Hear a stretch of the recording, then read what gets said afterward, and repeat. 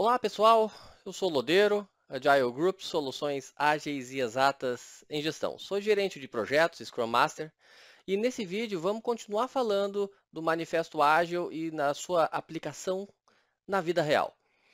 Nos vídeos anteriores, comparamos o modelo cascata com a abordagem ágil e já falamos sobre os 4 valores e os 6 primeiros princípios do Manifesto Ágil. Hoje vamos finalizar os princípios, fechando os 6 que ainda faltam, listar algumas abordagens ágeis e entender se o PMBOK é ágil, não é ágil ou depende. Ah, diz pra nós, o PMBOK é ágil? Fala, o PMBOK é ágil? Não, preto e branco, sem spoiler. Assiste até o final que eu te conto. Calma.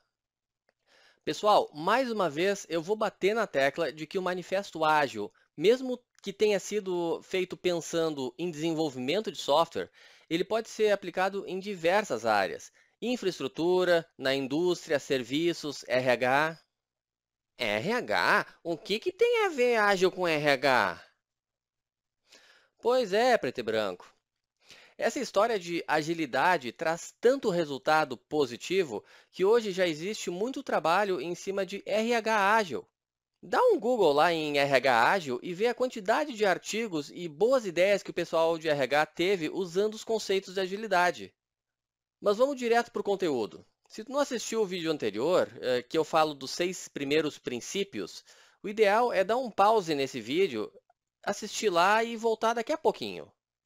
E aí, deu pause? Já assistiu lá? Ô, preto e branco, não incomoda o pessoal. Na realidade, dá para assistir e estudar em qualquer ordem. Não existe uma dependência. Aquele vídeo não é um pré-requisito desse. É bom estudar na sequência, claro. Primeiro os 4 valores, depois um a um dos princípios, mas não é obrigatório. Então vamos lá. Aqui a gente vê os 12 princípios. Esses da esquerda a gente já passou. Então vamos agora para o princípio 7, que diz que software funcionando é a medida primária de progresso. Parece óbvio, mas tem um detalhe que muitas vezes passa despercebido e o pessoal acha que esse princípio nem precisaria existir. Quando a gente planeja as atividades para entregar uma parte do produto, o time vai executando e no final de um período ele é medido pela quantidade de atividades executadas. Isso no ágil não é visto como um progresso real. Se a gente fez um monte de atividade, mas não conseguiu transformar em uma funcionalidade, no ágil isso não é progresso. Tá, Lodeiro, quer dizer então que o ágil não valoriza o esforço do time? Não é isso, preto e branco. Esse princípio vai canalizar o esforço do time para entregar valor para o cliente. O cliente não percebe o valor em um esforço, o cliente percebe valor em produto entregue e funcionando. Esse princípio está coerente com aqueles anteriores que tratam de entrega antecipada e frequente de valor. Simplesmente diz que o progresso do time é medido pelas entregas que o cliente de fato valoriza. Outras abordagens medem progresso por ponto de função realizado, linhas de código, quantidade de bugs. Tudo tem seu valor, mas o que o Manifesto Ágil de fato enxerga como progresso é produto entregue e funcionando.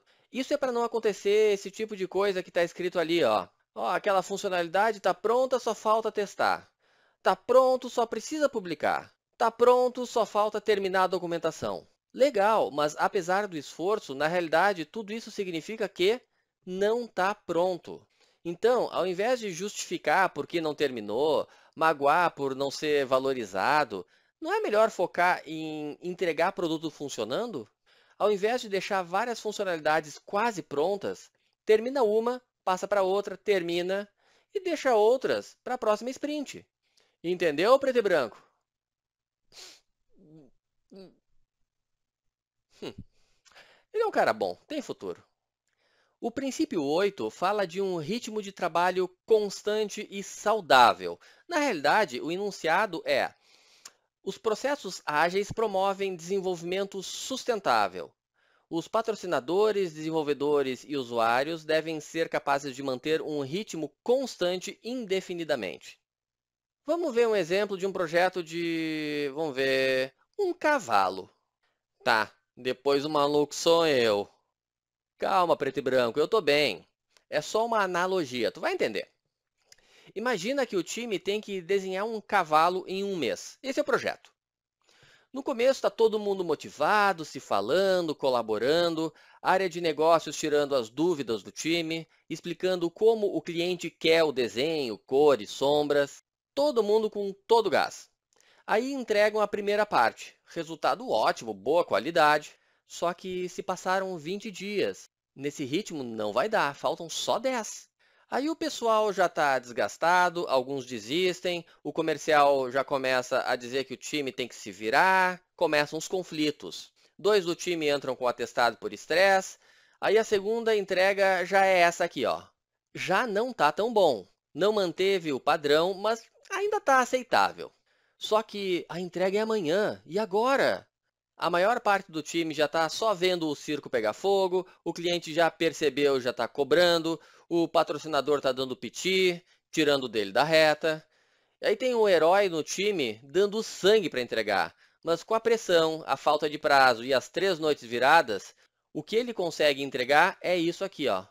Essa é uma paródia para exemplificar o que não é um ritmo constante, sustentável, saudável. E acontece muito, seja pela famosa síndrome de estudante, que deixa tudo para a última hora, seja por não conhecer a real capacidade do time. Então, um líder assume a tarefa num prazo sem a validação de quem vai executar e a correria está feita. Um ponto importante aqui é que esse ritmo constante se aplica não só para o time, mas para todos que precisam apoiá-lo. Ao longo de todo o projeto, o pessoal de negócio tem que estar igualmente à disposição. As reuniões diárias têm que ocorrer. O contato com o cliente, conforme definido no começo, tem que acontecer do início ao fim. O cuidado com as atividades e os reportes, atualização de Kanban, tudo tem que ocorrer de forma sustentável, regular. É comum acontecer do pessoal relaxar nos controles, achar que a partir de agora a gente não precisa mais se preocupar em atualizar a evolução, já está na reta final mesmo. O Scrum aplica esse princípio nas suas cerimônias, que são regulares e não podem falhar. A daily, o planejamento, a revisão e a retrospectiva ocorrem religiosamente. E também reforça a questão de um time sustentável, quando encoraja o time a trabalhar somente a carga horária regular, evitando ao máximo hora extra e mudanças de tamanho do time ao longo do projeto. O princípio 9 diz que qualidade técnica aumenta a agilidade. O enunciado completo é: contínua atenção à excelência técnica e bom design aumenta a agilidade. A ideia por trás desse princípio vem de um cara da antiga, esse jovem da foto aí, ó, Philip Crosby. Ele defendia que qualidade correspondia a acertar de primeira, evitando retrabalho e desperdício de esforço, tempo e dinheiro, fazendo certo, completo, sem pendência já da primeira vez. Isso evita a necessidade de ajuste quando for feita a entrega final do produto. Sempre que a gente entrega uma funcionalidade faltando algum detalhe, isso gera um acúmulo de ajustes necessários na próxima sprint, comprometendo o time e tirando o foco dele da nova funcionalidade que tem que ser desenvolvida. Fica acumulando pendências e num projeto grande isso vira uma bola de neve. Daqui a pouco a gente está só corrigindo falhas e complementando funcionalidades que foram feitas pela metade. Tem gente que ainda prefere entregar a funcionalidade pela metade só para dizer que entregou no prazo e jogando para frente os ajustes e correções de defeito que ele mesmo sabe que deixou passar. Isso definitivamente não é uma prática ágil. É gambiarra, né? Não é que eu tenho que concordar contigo, preto e branco. Estou dizendo que ele é um cara bom. O princípio 10, resumidamente, diz que simplicidade é essencial. O enunciado do Manifesto Ágil pode ser estranho à primeira vista. Simplicidade, a arte de maximizar a quantidade de trabalho não realizado, é essencial. O que pode parecer estranho nesse enunciado é a definição de simplicidade que está sublinhado ali, ó. A arte de maximizar a quantidade de trabalho não realizado. Quer dizer, quanto mais trabalho deixar de ser feito, melhor? É isso mesmo? Vamos entender o que ele quer dizer com um exemplo que eu fiquei pensando e acho que esse objeto explica direto no ponto. O cliente pede um canivete. Ele explica que quer uma faquinha pequena de mão que possa dobrar a lâmina para guardar no bolso. E olha o que o time entrega para ele. Eu já tive um desses. De fato, nunca usei a tesoura, a serrinha, a lima, a lente e o saca-rolhas que tem ali.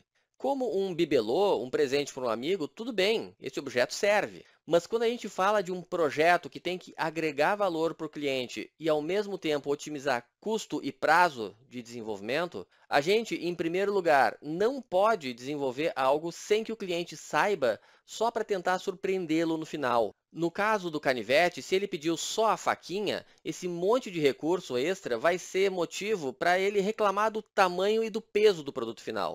Se ao longo do projeto o comercial ou o product owner vender mais recurso e o cliente estiver convencido de que realmente é melhor esse produto com tanta coisa além da lâmina, e obviamente pagar por isso, aí sim a gente cai na situação do princípio 2, que diz que mudanças são bem-vindas. Mas nesse exemplo, eu estou falando em focar naquilo que o cliente de fato pediu e foi acordado com a área de negócios, e desenvolver da forma mais simples possível. Exemplo de um projeto de TI. O cliente pede uma tela de cadastro para armazenar dados do cliente em sua base. Se é só isso, faz só isso. Não inventa uma pesquisa do cliente nas redes sociais, uma verificação complexa do perfil de consumo dele, nada disso. Se acha que isso pode agregar, que pode ser importante dar uma vantagem competitiva ao cliente, dá a ideia, passa a ideia para frente, mas foca teus esforços no desenvolvimento que está acordado. E se tiver várias formas de entregar o mesmo resultado, dê preferência à forma mais simples. Sempre faça alguns questionamentos, seja você um membro da equipe, um Scrum Master ou um gerente de projetos. Não importa. Vamos ali. O cliente precisa dessa funcionalidade? Ou a gente está colocando algo a mais que a gente acha que é bom para o cliente? Tá bom, tem que fazer, está acordado e faz parte do escopo, mas precisa ser tão complexo ou dá para fazer o mesmo de forma mais simples? Outra, precisamos planejar tão no detalhe essa funcionalidade ou o time já consegue iniciar com as informações que já tem? E também, precisamos tanto detalhe em algo que será feito daqui a 6 meses? Ou pode ser que a própria necessidade mude até lá? Isto é, vale a pena eu investir tanta energia para um planejamento a longo prazo se o próprio cliente ou o mercado pode nem mais precisar dessa funcionalidade daqui a tantos meses? Essa é a ideia por trás da expressão "a arte de maximizar a quantidade de trabalho não realizado é essencial". O princípio 11 vai falar das equipes auto-organizáveis. Ela diz que as melhores arquiteturas, requisitos e design emergem de equipes auto-organizáveis. Numa equipe auto-organizada, a gente normalmente não tem um chefe. Ela não funciona na base do comando e controle, em que um chefe distribui demandas e atividades e cobra o resultado no prazo que ele exige. Apesar desse tipo de estrutura ainda existir, e muito por aí, e até trazer resultados em alguns casos específicos, equipes ágeis não funcionam assim. É comum, no caso de equipe Scrum, que a gente nem tenha cargos diferenciados dentro do time. Todo mundo é desenvolvedor. Ai, Lodero, se todo mundo é desenvolvedor, então não importa se o cara é júnior ou se tem 20 anos de experiência, todo mundo ganha o mesmo salário e ninguém manda em ninguém? Boa pergunta, preto e branco. Acho que muita gente tem a mesma dúvida, mas não pergunta por vergonha. Tu fez duas perguntas. Se todo mundo ganha a mesma coisa? É claro que não. Normalmente as empresas têm grades salariais, meritocracia. Um sênior certamente vai ganhar mais do que um júnior. Normal. A segunda pergunta é: ninguém manda em ninguém? Não, não manda. Não há hierarquia dentro de um time ágil. Administrativamente, no organograma da empresa, certamente existe um chefe, que pode ser ou não ser parte do time. Mas quando se trata das atividades do time ágil, o peso do crachá não conta. Todos opinam, sugerem, puxam atividades para si, discutem a melhor solução e, organicamente, definem as estratégias e as soluções técnicas. É comum alguém ter um perfil mais de liderança, mas isso não faz a opinião dele mais importante do que a do colega que é quietinho. Quando a gente fala de diferença de maturidade, experiência dentro do time, a gente enxerga um time auto-organizado na forma daquela figurinha, onde o boneco maior ajuda, dá suporte ao menor. Num time auto-organizado, é um por todos e todos por um. Importante nesse contexto é entender que não há falhas individuais. Todos são responsáveis pelo sucesso de cada atividade, mesmo para atividades executadas por uma única pessoa. Ninguém aponta o dedo para ninguém. Todos se falam, todos sabem o que cada um está fazendo. Se o colega está com dúvida, se está com dificuldade. Ah, e tu acredita no mundo de Alice, né, Lodeiro? Harmonia pura, todo mundo se ama, ninguém briga. Ah, tá.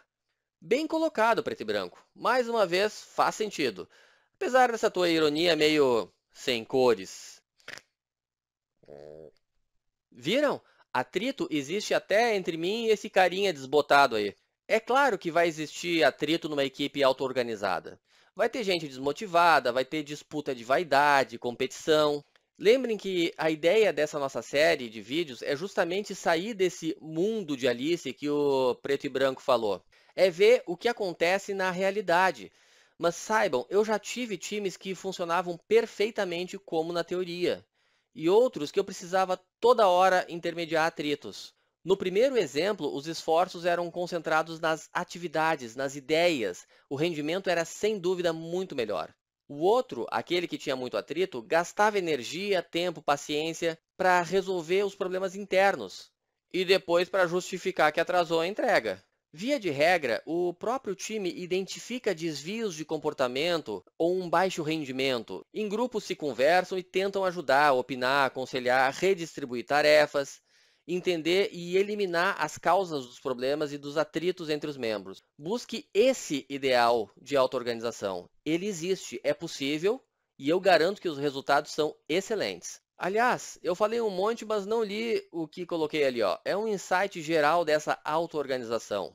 Como não existe aquela coisa de um chefe mandando, a gente nunca vai ouvir um time auto-organizado dizer que ah, não posso fazer nada se não funcionou, eu fiz só o que me mandaram, não tenho culpa. Misericórdia. Uma equipe auto-organizada torna-se dona do produto e por isso tem liberdade para tomar decisão. A liberdade estimula a nossa criatividade e proatividade, e no fim, cada um se torna responsável pelo resultado final. É uma responsabilidade compartilhada. Quando um falha, o erro é de todos, e quando dá certo, o mérito é do time. Só para fechar esse princípio, de novo vou ressaltar o que o Scrum fala sobre agilidade. É muito fácil de entender e muito difícil de implementar. Então, não pensem que basta o time ter um Kanban na parede para ser ágil. A agilidade é uma nova forma de pensar, é um mindset. Se entrar nesse mundo só porque está na moda, mas não mudar de verdade a forma de pensar, o fracasso é inevitável. Pesada essa, hein, Lodeiro? Choque de realidade. Princípio 12. Periodicamente, o time faz autocrítica e ajustes. O enunciado completo é: em intervalos regulares, a equipe reflete como se tornar mais eficaz e então refina e ajusta seu comportamento de acordo. Esse princípio é implementado no Scrum através da retrospectiva da sprint, em que o time Scrum, que é composto pelo Scrum Master, dono do produto e equipe de desenvolvimento, se reúne ao final da sprint para ver o que funcionou bem, o que precisa melhorar, se alguém tem sugestões de novas práticas para melhorar algum aspecto, e são abordados tanto temas técnicos quanto processos de controle, a comunicação e o relacionamento do time, tudo que eles acharem relevante. No meu entendimento, é algo muito parecido com as reuniões de lições aprendidas que o PMBOK sugere. Só que naquela dinâmica ágil, em que não temos uma hierarquia, não tem um gerente de projetos, etc. Mas a ideia por trás é a mesma, é melhoria contínua. Deixa aqueles que querem gritar que uma coisa não tem nada a ver com a outra. Eles que expliquem qual é a grande diferença que existe. E se eles me convencerem, beleza, eu aprendi mais uma. Aqui tem um modelo dos vários que existem para organizar essa reunião. Esse template é chamado de Estrela do Mar. 5 tópicos. Aquilo que tem que começar a fazer, parar de fazer e continuar a fazer. Além disso, aquilo que tem que fazer mais e aquilo que tem que fazer menos. Por exemplo, sei lá, a gente está fazendo um teste de performance e estamos pegando vários problemas que iriam passar. Então vamos fazer mais desses testes na próxima sprint. Por outro lado, a gente no começo estava investindo parte do tempo no estudo de determinada tecnologia. Por exemplo, fazendo um treinamento online. Aliás, se é uma necessidade específica do projeto, tem sim que fazer em horário de expediente. Nada de obrigar o membro do time a estudar à noite. Lembrem do ritmo sustentável do princípio 8, sem sobrecarga.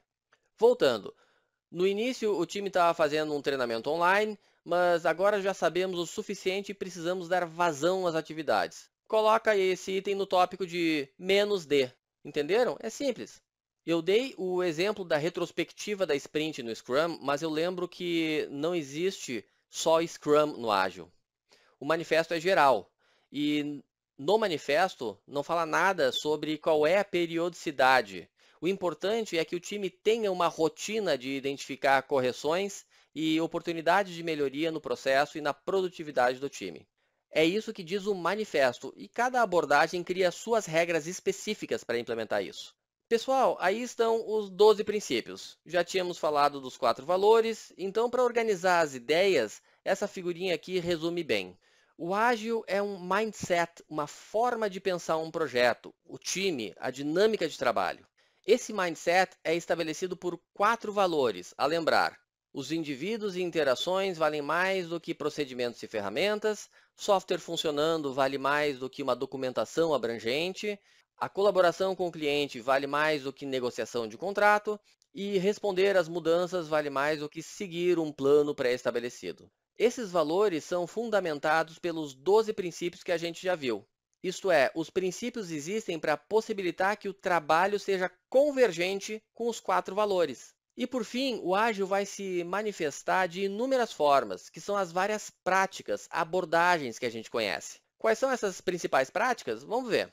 A gente costuma representar o ágil como um guarda-chuva, abaixo do qual estão as abordagens, as práticas ágeis. Algumas das mais conhecidas são, e não é a nossa intenção detalhá-las nesse vídeo, tá?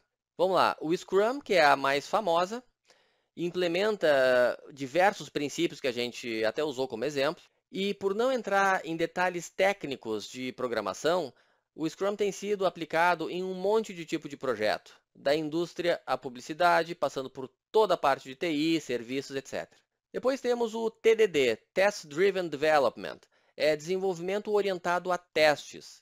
Está bem alinhado com os princípios que falam de entregas frequentes, simplicidade e qualidade. Antes de desenvolver o código, o time elabora o teste que o código tem que passar, ao contrário do que normalmente se faz, que é primeiro o código e depois o teste. Essa abordagem está bem focada em software mesmo. O Kanban, que todos conhecem como um quadro, na realidade tem muita teoria por trás. Na realidade, muitos acham que o Kanban é um quadro criado por Scrum, mas o Kanban é muito mais antigo, é lá dos anos 60, criado pela Toyota. Controla fluxo de trabalho, não deixa acumular tarefas num setor, todo mundo enxerga os gargalos, nada fica para trás, porque está tudo lá, visível. Originalmente foi criado para a indústria automobilística, controlando produção, estoque, e foi adequado para outras áreas, inclusive, mas não somente, para a área de TI. O SAFe é o chamado ágil escalado, é sigla de Scaled Agile Framework. Surgiu por volta de 2007 e é uma iniciativa para implementar um mindset ágil em toda a empresa. Por isso se diz que é escalável. Tem outras abordagens escaláveis, por exemplo, o LeSS e o Nexus. Eles enxergaram os problemas que os times ágeis enfrentam quando tem que se adequar ao resto da empresa que muitas vezes não adotaram ou até nem entendem o pensamento ágil. Qualquer empresa que queira adotar a mentalidade e a dinâmica ágil pode adotar o SAFe, que é mais adotado em empresas muito grandes, quando centenas de pessoas trabalham em um mesmo projeto ou em projetos que têm dependência entre si. O XP, ou Extreme Programming, esse sim é focado em desenvolvimento de software e implementa vários dos princípios ágeis. Foca em entrega frequente, ciclos curtos, várias pessoas compartilhando responsabilidade na codificação ou revisão por pares, desenvolver só aquilo que é necessário a curto prazo, é totalmente aderente ao Manifesto Ágil. E por fim, a gente tem os Squads, modelo adotado pela Spotify. Squad significa esquadrão, e no nosso contexto é um time multidisciplinar, com total autonomia sobre um produto ou projeto, o que aumenta o foco e o engajamento de cada um. O Squad acaba sendo mais amplo do que o Scrum, porque o time tem todas as especialidades necessárias para o produto, desde o comercial, equipe técnica, pessoal de marketing, e também porque trata das interações entre os squads, nas chamadas tribos, e de estruturas que permeiam todos os squads, que são os chapters. É muito interessante assistir a explicação do funcionamento de uma squad. Eu vejo um monte de gente falando em squad sem entender como realmente é essa estrutura. Mas é isso, pessoal. A ideia aqui era mostrar os princípios que faltavam e mostrar as principais práticas ágeis do mercado.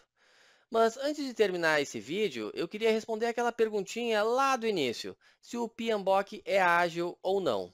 A resposta é: depende. Pronto, acabou o vídeo. Ah, agora tu que tá de palhaçada, né, Lodeiro? Fiquei até agora esperando para saber e tu me vem com depende. Tá bom, preto e branco, vamos lá. A resposta é depende mesmo, mas por quê? Nossa, tu é feio, hein? Nem vem que tu não é muito melhor que essa foto não, tá?